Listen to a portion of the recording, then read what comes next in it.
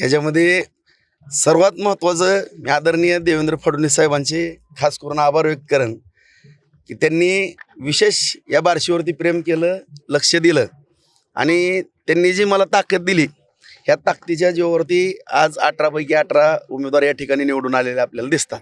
आणि विशेष करून सहकारामध्ये आम्ही अत्यंत ही आमच्या ह्याच्यातली पहिलीच निवडणूक म्हणायला काही हरकत नाही, कारण गेल्या वेळेस जी बाजार समिती झालेली होती ती बाजार समिती शेतकऱ्याच्या मतावर झालेली होती.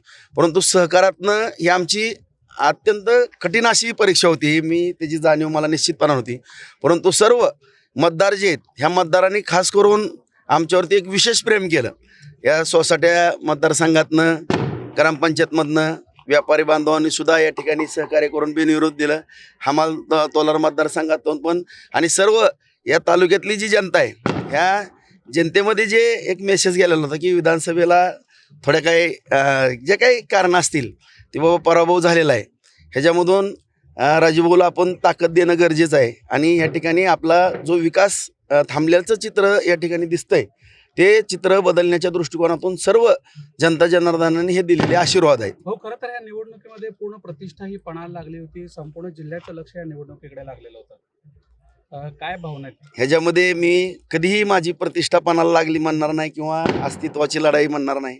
हे माझ्या बार्शी तालुक्यातील जनतेची जी मला सेवा करायची, आता काही विधानसभेला मुद्दे निघाले की काय कशा करता काय झालं, परंतु मी जनतेला प्रत्येक वेळेस नगरपालिकेला सुद्धा शब्द दिला, बाजार समितीलाही शब्द दिला, आजही देतो उद्याही.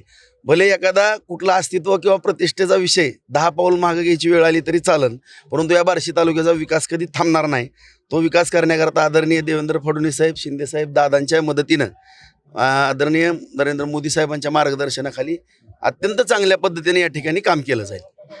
पण तोही निकाल अत्यंत या बार्शीकरांना आनंद देणारा निकाल असेल, कारण मी मगाच सांगितलं की जो विकास थांबलेला आहे, या तालुक्यातील जनतेला विकासाची फार मोठी अपेक्षा आहे आणि तो विकास कोणाच्या माध्यमातून पूर्ण होतोय संपूर्ण जनतेला